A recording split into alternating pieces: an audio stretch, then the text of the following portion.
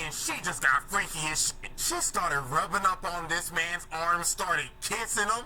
So obviously, that man Afro was like, oh, I'm busting the shit out of these chicks. And yeah, you know what happened next. Turn on the R&B music, nigga. These are my hands, YouTube. These are my hands. As you can see, this is stupid. To congratulate a young nigga for getting some ass. So after Afro dropped off the BBC Glizzy Destruction, Joy said, "Oh, this, I can't do this no more." She ends up betraying the League of Peanut Heads, because she was like, nah, get that nigga to W for the ribs, nigga.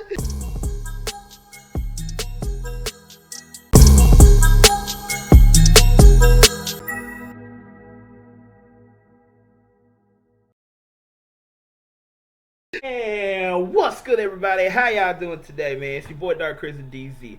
And before we start with this video right here, I got me a new little special announcement right now.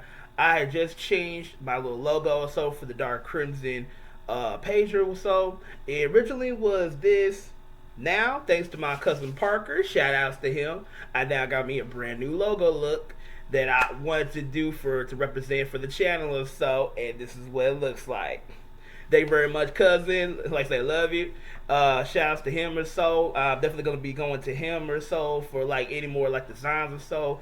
I'll, like I said, I just want to put a shout out for him or so. I very much appreciate it. Love the design. And so what we're gonna do for this video right here, we're gonna be looking into CJ the Champ's new video with the Afro Samurai one.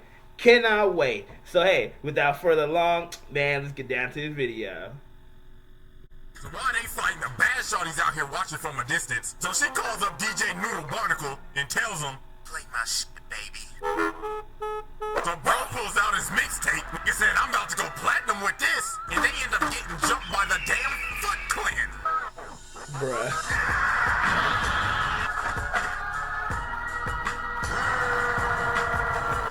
Alrighty, ladies and gentlemen.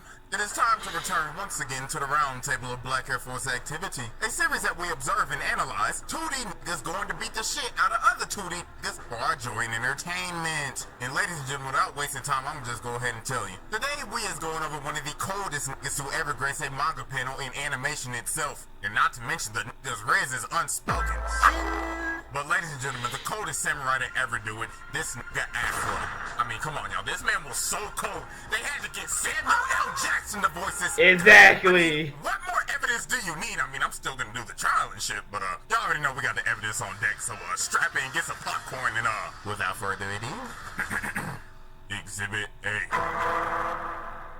Yeah, alrighty, ladies and gentlemen. Now, to understand how this man became the coldest nigga to ever walk the earth, we gotta go back to the past. Now, as we can see, Afro is a little ugly ass shit. I ain't even gonna lie to you. You cannot tell me that was not built like the black ass NPCs from Sonic Unleashed. Dang! Bubblehead, this nigga is a Funko Pop. And then look at this man. Dad. Why you gotta This do it man like looks that? cold as a mug. So Afro's dad has the #1 headband. And you see, the #1 headband in this world basically means you is the coldest man to walk the earth. You is him.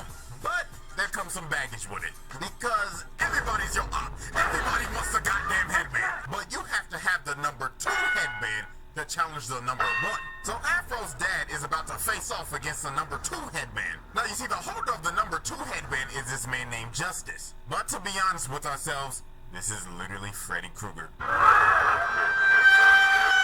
Bro decided to make a guest appearance. So this man Freddy wasted no time. Bro pulled out the dual revolvers and started blasting. But that man Afro's dad was the coldest man on the earth for a reason. He started blitzing bro. Had this man on his heels tiptoeing back to Elm Street. So as he has bro right where he wants him, he goes in for the kill shot.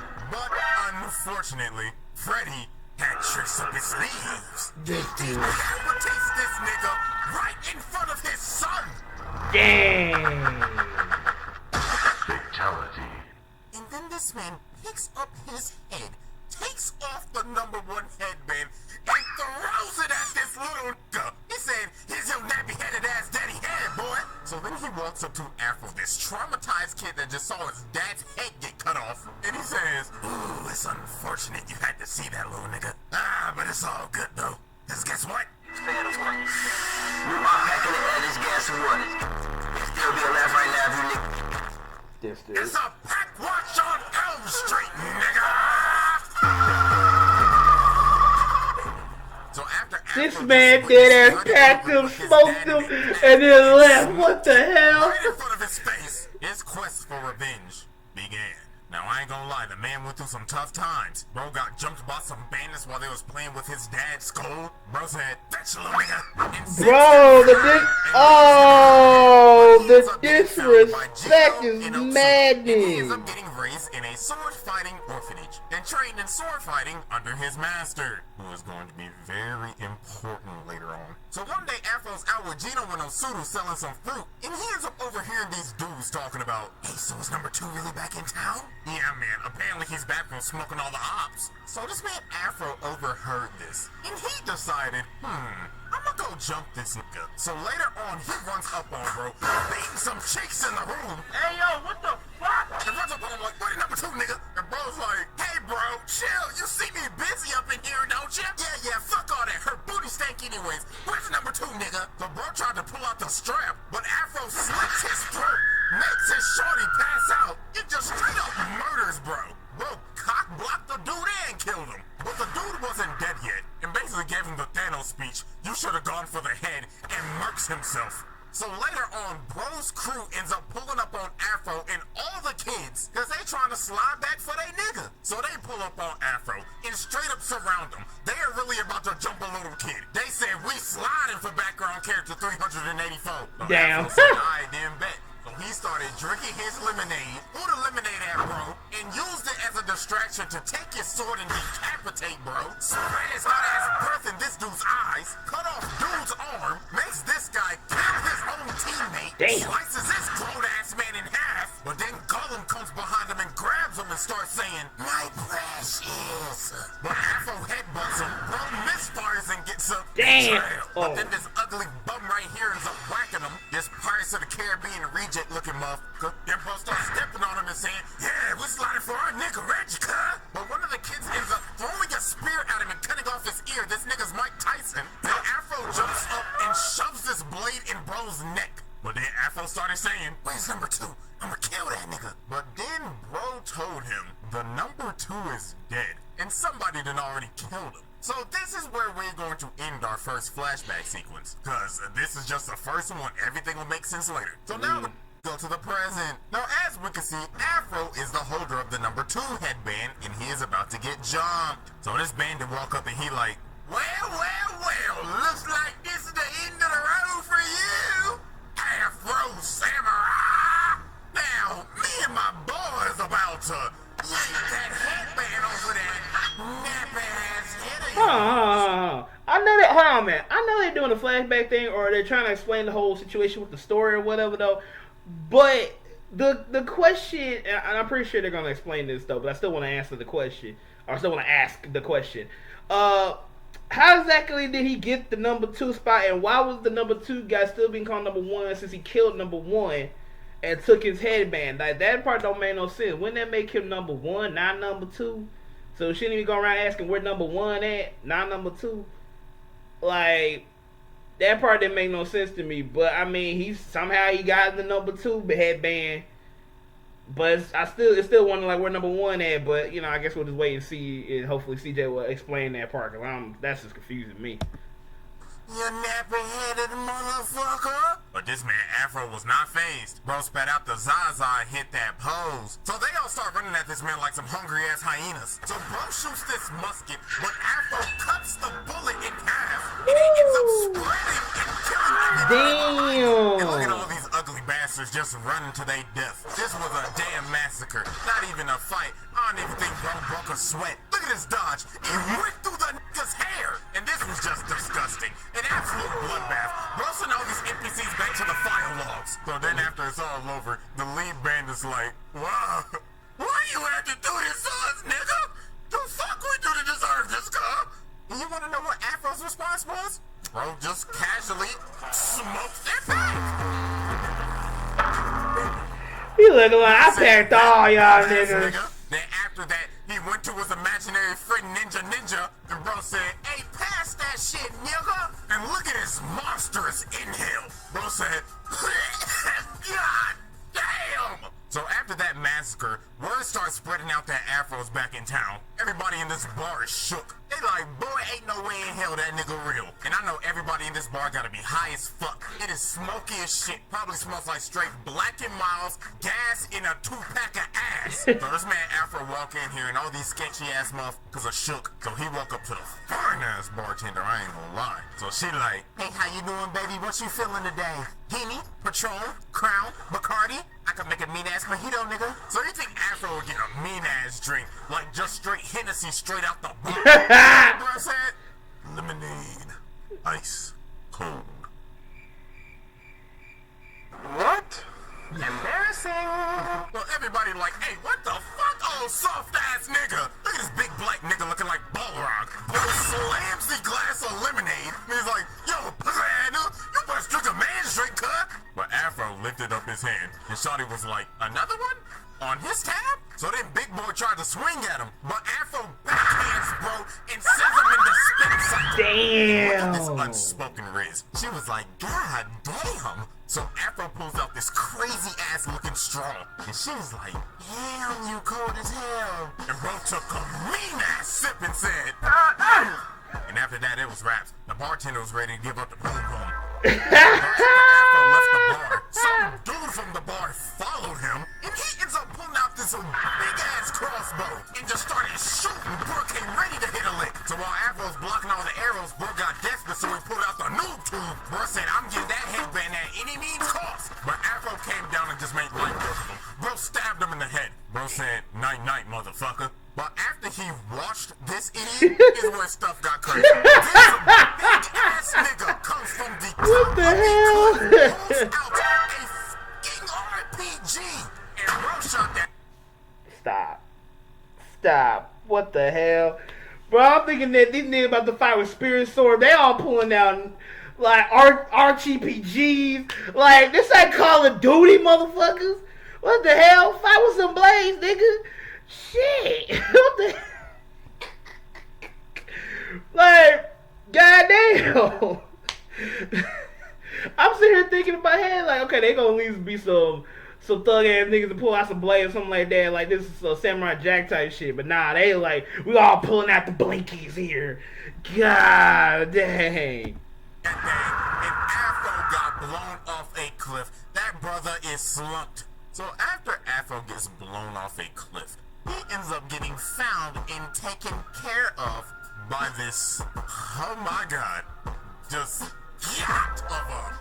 I guess when you just the number 2 coldest nigga in the world, you usually get all the bad bitches, don't you? But Shawty was so bad, she even had this man Afro mesmerized. He ended up seeing her butt booty naked. She looked at him like, hey. And bro just looked at her and said, yacht. Literally, Afro knows Shawty was two-timing him the whole time. She was working with the goddamn Peanut Head Collective, the ones that shot Afro off the cliff. So she asked him to stay. She like, hey, so can you watch these fireworks with me? So they went outside, started watching these fireworks, and she just got freaky as shit. She started rubbing up on this man's arm, started kissing him. So obviously, that man Afro was like, oh, I'm busting the shit out of these chicks. And yeah, you know what happened next. Turn on the R&B music, nigga. These are my hands, YouTube. These are my hands. As you can see, This is stupid. to congratulate a young nigga for getting some ass. So after Afro dropped off the BBC Glizzy Destruction, Shawty said, oh, this, I can't do this no more. She ends up betraying the League of Peanut Heads. Cause she was like, nah, Get that nigga the W for the Riz, nigga. Yeah, man, nigga, the absolute Riz. Bro, for a man to sit here and Riz, you will pipe you down so hard to where you basically like, you change flags real freaking quick. It's hilarious as shit, bro. I want everybody that's watching this, if you guys made it here this far, put W Samurai in the comment section, bro. If you thought that this is just the most funniest thing, and straight up W Riz, bro. I got to see that. That is too freaking funny. and do this, the BBC too good. But Yeah. actually, the reason was, this is actually his childhood friend Otsuru the whole time. The one that straight up found him when he was left for dead. And she said she wanted to watch the fireworks with him before she died. So while they having this sentimental ass conversation, they end up getting ran up on by the ops. So Afro's telling this shawty, you need to get the stepping button. Oh! Stupid bitch, letting the BBC hypnotize you and shit. And then they just straight up burnt the house down, bro. No! Heard. But this done made the man even more revenge driven. Bro, it's like, first my dad, now my shawty? Nah, nigga, that ain't gonna do. And then this man Ninja come out and he started talking, saying, hey, my brother, I mean, at least you got the hit. Now keep this pick that she gave you and pick out that nappy ass head, boy. So Afro goes up and runs up on the Empty Seven clan, or basically what I've been calling the whole time, the League of Peanut Heads or the Peanut Head Collective. I mean, they basically the League of Shadows with peanut heads. But anyways, they ended up making a robot clone of this man. Look at his blood, his face, and his doppelganger. Bro doing the same thing that he doing. So Afro started getting into it with the Afro bot. But I ain't gonna lie, Afro was getting whooped. And then the peanut heads on top like, yes, my brothers, witness that nappy-headed ass nigga get his ass whooped. But that man Afro had to lock in, so that man had to unlock the earliest form of Ultra Instinct, but we ain't know what the hell to call this back in 2007, so he unlocked the power of bob and weave. And look at his elegant ass jump. Then he just slices bro right down the middle. Made light work of that phony ass AI. So later on, while he's basically raiding their palace, he ends up running up on this one peanut head, and bro is just sitting there with some damn headphones on his head. I don't know what bro listening to, but it sounded like he listened to some party leaks. Bro saying, she sucked on my dick, I put out her back, under the floor, your dad BBC, then bro just starts pouring some tea, then just starts bowing down saying, please just let me listen to my Cardi leaks in peace. So after Afro passed him, he ends up running up on the big ass dude that shot him off the cliff. But Afro made short work of this bozo. Bro came from the roof and said, this is for my shorty.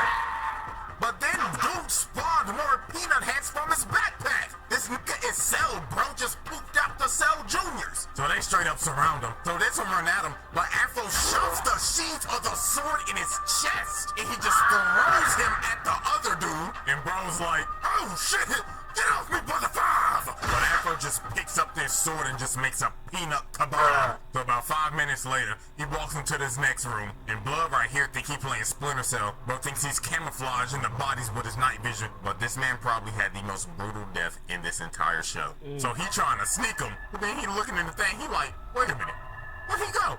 Afro pops this man's eyes out and shoves the thing in his eye sockets. Oh my goodness. But nah, what's even more crazy, this damn Afro bot came back. So then they start having the fight of the century. This hoe goes up to Kingdom Come, and then they just start fighting while falling through the clouds. But that man Afro got a good stab on him, and the robot was like, oh shit, danger. And Afro just slams the robot back into the palace. And then the sword comes down right into its head, and the robot ends up blowing alone. Pause, but literally, nigga said, that felt good. Really? So after Afro cooked the entire League of Peanut Heads and spun back for a shawty, he ends up running up on a man with a teddy bear on his head. And he's like, I've been waiting a long time for this, Afro Samurai. This nigga is breathing and sounding like Darth Vader. Exactly. This man Samuel L. Jackson must have loved that role as Mace Windu because this entire fight was a Star Wars reference. But this man Afro does not draw his sword and he just starts running away. And then he started getting cooked a little bit. So Teddy Bear Darth Vader's like, how dare you mock me, nigga? I mean, you're already one with the dark side, are you not? Hey, nigga, that's kinda racist. Why, you ignorant imbecile? I'm just speaking the facts. He jumps up and just slams him through this entire building. So then he ends up taking off the teddy bear mask, and this is his other childhood friend, Gino. So now we end up moving to our second flashback, and how this man Afro actually got the #2 headband. So do you remember his master that took him in and raised him and trained him in sword fighting? Yeah, Brody had the #2 headband the whole time. But this man Afro Afro said, I do not care if you are my master. I need that musty-ass headband, nigga. And he's like, do you dare fight me, boy? I raised you. I was the father that stepped up. But all these bandits end up running up on them and all they students, because everybody wants that number 2 headband. But it was a literal bloodbath. All of Afro's friends just started dying. Gino got his back blown out. And then after this, his master turns around and he's like, Afro, do you want this fade? And of course Afro was like, yeah. So Afro just straight up offed his master. Bro said, you are not my dad. So that man Gino got up and he was like, Afro, what have you done? You're my brother, Afro. I mean, even though you're already on the dark side, you was about to destroy the Sith, not join them. My bad, cuz. And that man Gino fell off a cliff. I'm sorry, but that's just he first of all, I get where the guy's coming from in terms of like why he go that way, but at the same damn time, their master literally had the number 2 freaking headband on and such. Like, what would you expecting that was gonna happen? It was gonna turn like that because everybody wants the headband. Still not explaining exactly what's going on, what happened to the number 1 headband though, but I mean, we still got a couple more minutes in and such, so hopefully we'll be able to explain that. But I get the number 2 spot though. And after that day, Ninja was born to help Afro cope, and Gino was found by the League of Peanut Heads and turned in to Darth Teddy Bear. So after Afro sheds Ninja from his conscience because bro was like, I gotta tap in, Afro finally got serious and they started really scrapping. But this man Afro said enough of this bullshit and hits this man with a critical hit. That man really hit him with the, even though you was my brother, you could still get cooked. Rest in piss, bozo. So finally, after all the long years in the rampage this man is going on, Afro is now about to slide for his pops. This man Justice, aka Freddy Krueger, just sitting here looking malnourished as fuck, looking like a dried sponge, starts saying, about damn time, little nigga. In all honesty, I was getting bored. But it looks like your black ass has finally came to spin for your pappy. So Freddy jumped up and shoot him and told him, get ready to join your daddy, nigga. So this man just started blasting, bro. This nigga has an infinite mag. He hasn't reloaded once. But that man Afro got in close and cut off his arms. But this man Freddy said, you've fallen into my trap, dumbass. And it is finally revealed how this man killed Afro's dad. Bro has a 3rd arm in his back. But Afro counters it and slits bro's throat, and that nigga's head is hanging on for dear life. But obviously, it's not that easy to kill Freddy. Bro reattaches his head and earth bends this nigga to heaven. So bro thinks he stabbed him through the head, but bro's aim is garbage. He stabbed him through the afro. So robs this nigga. Let's go. Man, Afro finally became the coldest nigga in the land for now. My inspiration is just flowing and coming. Bro, let's freaking go, bro. Afro Samurai got his thing, bro. Alrighty, ladies and gentlemen. Now, as you can tell, that was a long ass Exhibit A. Let's be honest with you, that's the only shit bro needed. But Exhibit B stands for bonus. Who doesn't want a little bonus exhibit from yours truly? So after you know the whole main story happens, there's a movie after this where some bad bitch comes and tries to fuck up this whole nigga's life, and she is also another one of Afro's childhood friends. Why is all of his childhood friends trying to kill him? Exactly. She ends up taking the number 1 headband from him and ends up resurrecting this man's dad.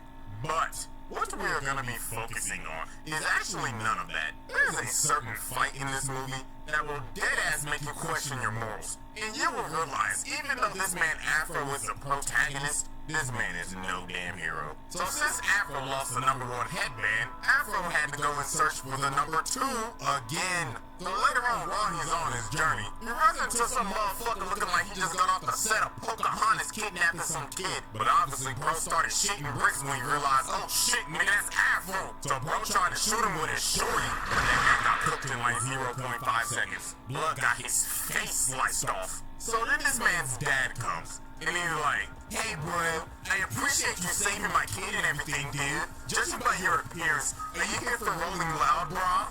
What? That looks like, what? Come on, bro. Let's go get some drinks before the concert, and this man was not lying. While Afro was getting drinks with this man, these motherfuckers is dead ass having a music festival. Look at the dude right here, bro, like, yo, what the fuck going on? If you want DJ, do a particle in this motherfucker, make some motherfucking noise! I want all your bitches and niggas to get the fucking jumping.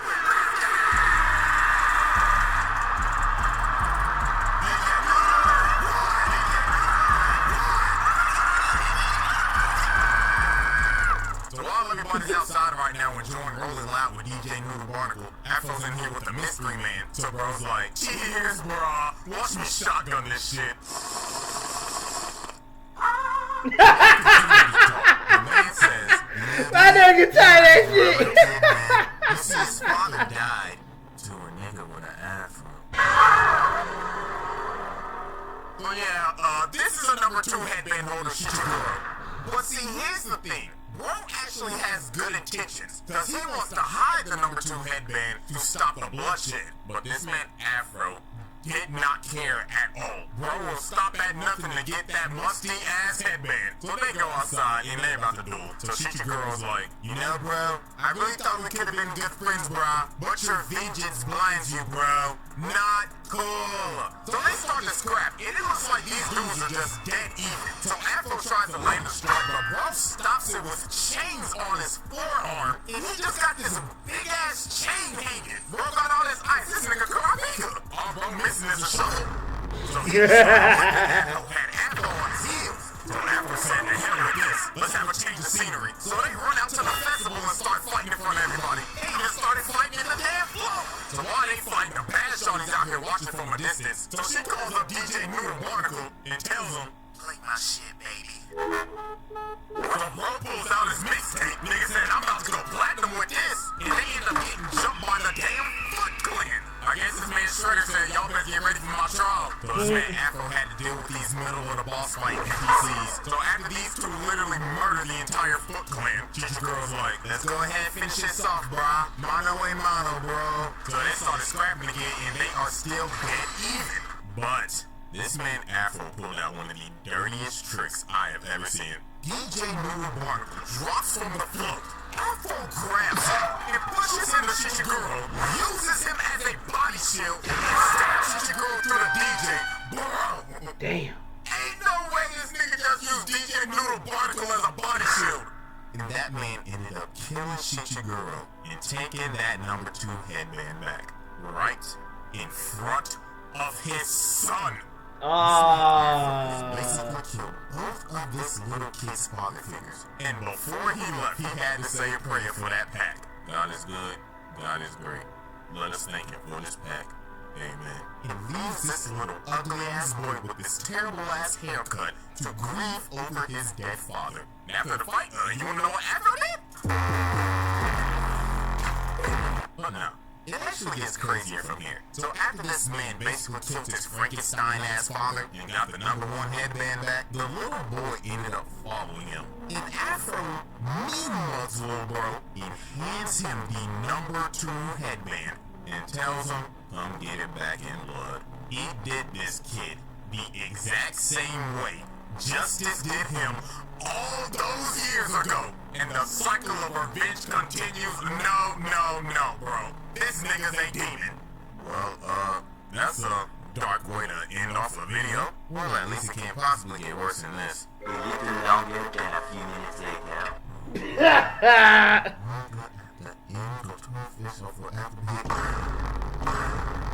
Oh, fucking puke. I'm fucking sick!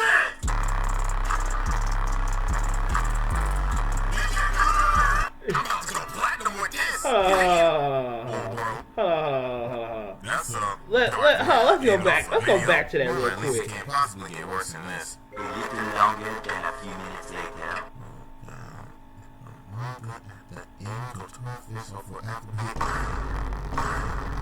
Oh, fucking.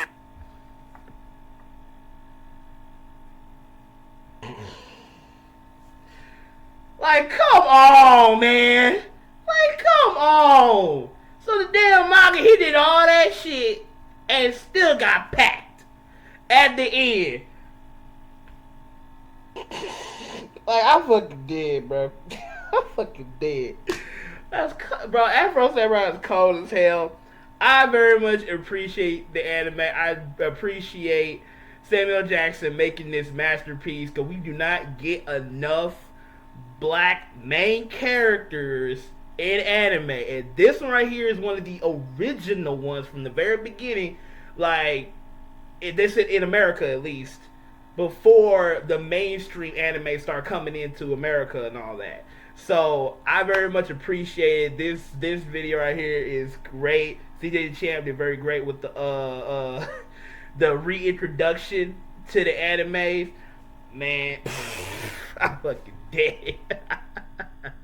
Alright, y'all, so that wraps up the end of the video. I hope you guys enjoyed. If you guys did, make sure you hit that like button. If you're new to the channel, make sure you hit the subscribe button as well.